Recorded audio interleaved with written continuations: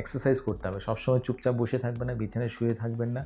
এটা করলে আপনি যদি বডি মুভমেন্ট বাড়াতে পারেন, এক্সারসাইজ, যে কোনো এক্সারসাইজ, হাঁটা চলা বা যে কোনো এক্সারসাইজ যদি আপনি করেন, আপনার কনস্টিপেশন সেটাকে প্রিভেন্ট করবে। তেমনই আমাদের যেটা অলরেডি আমরা ডিসকাস করলাম, যে আমাদের অ্যাবডোমিনাল মাসল, পেটের মাসল বা পেলভিকের মাসল, সেটা যদি উইক থাকে সেটা থেকেও আমাদের কনস্টিপেশন হয়। আর উইক কিসের জন্য? ইউজুয়ালি আফটার 60 সবারই এই পেটের মাসল বা পেলভিক মাসল উইক থাকে।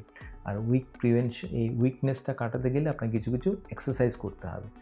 সিম্পল এক্সারসাইজ, যেমন আপনার সিম্পল অ্যাবডোমিনাল ব্রিদিং করতে পারেন, বা কিছু যোগা স্ট্রেচিং করতে পারেন, স্পেশালি আপনি মলাসন করতে পারেন বা পবন মুক্তাসন করতে পারেন, যেটা আমরা এই স্লাইডে দেখাচ্ছি। মলাসন বেসিক্যালি গার্ডেন পোজ, যেটা আমরা স্কোয়াটিংয়ে বসি, সেটা থেকে আমাদের অ্যাবডোমিনাল মাসল আর পেলভিক ফ্লোর মাসল অনেকটা স্ট্রেংথ বাড়ে। তেমনই যদি আপনি পবন মুক্তাসন করছেন, আপনি শুয়ে যদি আপনার পাটা চেস্টের পাশে নিয়ে আসছেন, তাহলে আপনার সেটা থেকে অ্যাবডোমিনাল মাসেলের স্ট্রেংথেনিং বাড়বে, সেটা থেকে কনস্টিপেশন প্রিভেনশন হবে। তো এই দুটো আসন আপনি করতে পারেন।